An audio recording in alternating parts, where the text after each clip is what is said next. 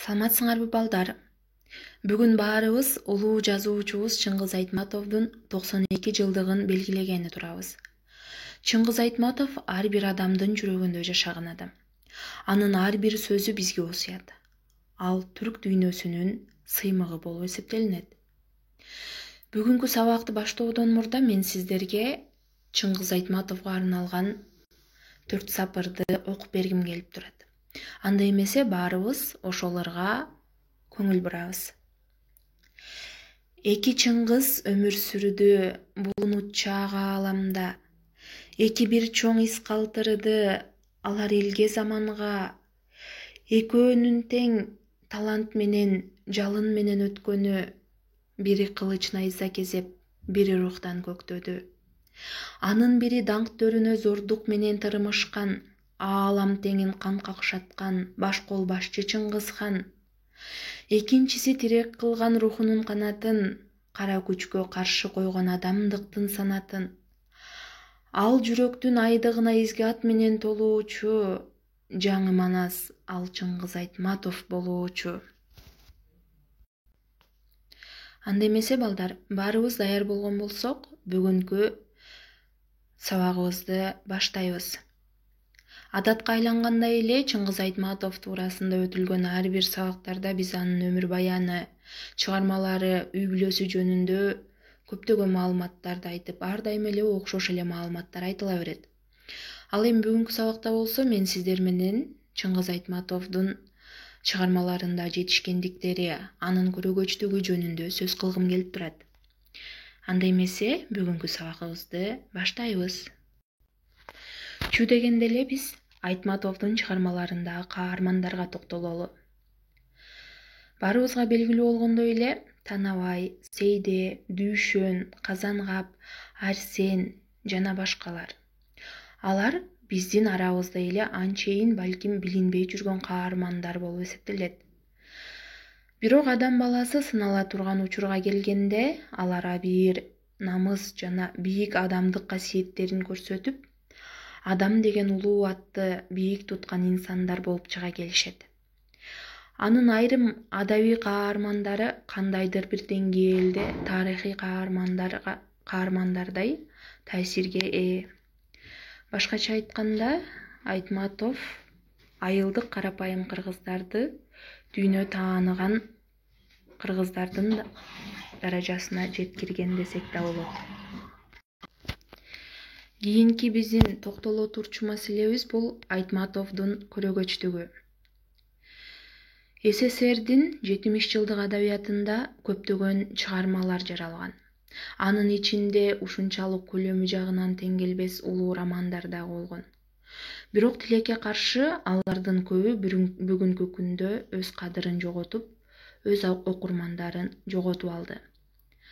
Ал эми Айтматовдун ар бир жазган чыгармасы ошол убакта эле согуш темасына кайрылган болсо, согуш темасында жазылган Эрте келген турналар, Саманчынын жолу өңдүү чыгармалары бүгүнкү күндө дагы өзүнүн окурмандарын жоготпой, өз маанисин жоготпой келет. Бул анын көрөгөчтүгүнөн, башкача айтканда, эч качан маанисин жоготпой турган маселени көтөрүп чыга алгандыгында десек да болот. Андан кийинки биздин токтоло турчу маселебиз жазуучунун чыгармаларындагы адам жана жаныбар темасы. Чыңгыз Айтматовдун чыгармаларында катышкан жаныбарлар буг эне, Гүлсары, Ак бара менен Таш чайнар жана Жаа барс. Чыгармада башкы каарман катары сүрөттөлөт. Алардын да адам сыяктуу бул дүйнөдө жашоого акысы бар. Жазуучу ал жаныбарлар аркылуу бизге көп нерсени жеткиргиси келген. Мисалы, Гүлсарынын өмүрү бүтүндөй бир коммунисттик доордун өмүрү болуп саналат. Ал эми Ак бара менен Таш чайнардын өчү болсо, табияттын өчү. Буг эненин баланы сактап калышы адамзаттын табияттан көз каранды экендигин түшүндүрөт.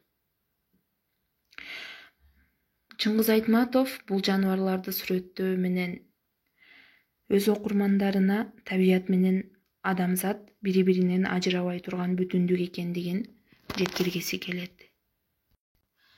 Баарыбызга белгилүү болгондой эле Айтматовдун чыгармаларына көптөгөн угундуурлар жаралган. Анын бирин мен сиздерге сунуштагым келип турат.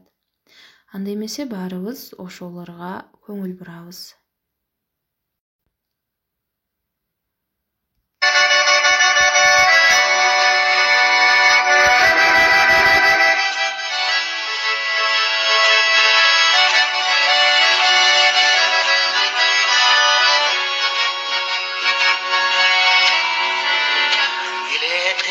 Жүрөк туйласа кымызды тай болуп куурады, байкамаксан болосуң неге, карап койчу сенден сурарым, сөзгө сөздү араң уладым, окшами сага арнап 4 саат урады, кой жами ууп койчу махабат ырды, sen içinde ırdak duram.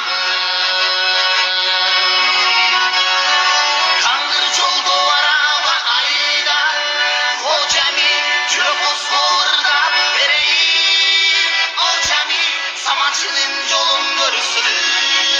Hocami tanıyarım bolayım seni, bolayım seni.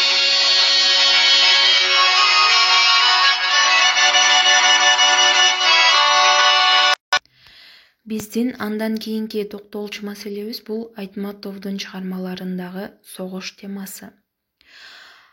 Согуш темасы жөнүндө көптөгөн акын жазуучулар өзүнүн чыгармаларын жазган. Айтматовдун дагы согуш темасына арналган көптөгөн чыгармалары бар. Мисалга алсак, Эрте келген турналар, Бетме-бет, Жамиля, Саманчынын жолу. Бирок ал согуштун жексурлугун согуш талаасындагы кыргылдашкан салгылашуу менен эмес, бир октун үнү угулбаган тылдагы адамдын гана трагедиясы аркылуу укмуштай көркөм айтып бере алган. Анын согуш темасындагы жаралган чыгармаларынын бүгүнкү күндө дагы өз баркын, өз маанисин жоготпой келгендигине мына ушул нерсе себепчи болот десек дагы жаңылышпайбыз. Кийинки кайрылчу маселебиз бул анын чыгармаларындагы сүйүү темасы. Баарыбызга белгилүү болгондой эле, бардык акын жазуучулар сүйүү темасына кайрылбай койбойт. Айтматов дагы сүйүү темасына кайрылган. Бирок ал сүйүүнү башкача үмүттөн, башкача көз караш менен жазган. Айтматовдун чыгармаларында өзгөчө жалындаган тема бул албетте сүйүү темасы. Жөнөкөй адамдардын сүйүүсүндөгү улуу жана аруу сезимдер. Мисалы, Асел менен Ильяс, Мырзагүл менен Султанмурат, Данияр менен Жамиля жана Раймалы менен Бегимай. Алардын мамилеси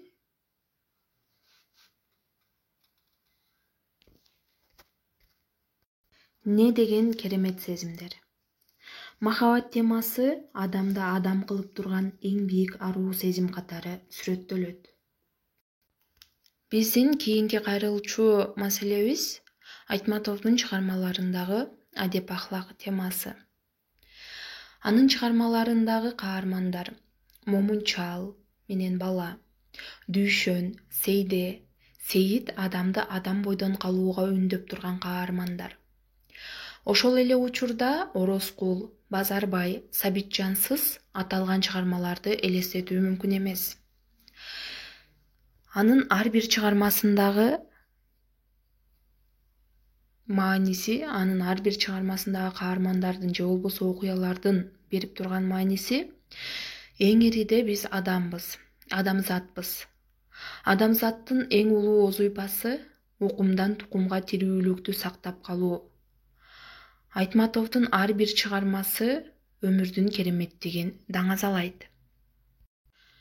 Мына балдар, жогоруда биз Айтматовдун чыгармачылыгындагы жетишкендиктери, анын көрөгөчтүгү жөнүндө учкай кеп козгодук. Албетте алып жазуучубуздун өмүр жолун, чыгармачылыгын, адамдык сапаттарын бир эле сабагыбызга сыйдыра албайбыз. Айтматов боюнча канча сөз кылсак да түгөнбөйт. Анын ар бир чыгармасы, айткан учкул сөздөрү кыргыз жана дүйнөлүк адабиятта көрүнүктүү орунду ээлеп, ар бирибиздин жүрөгүбүздө жашай берет деп ишенем.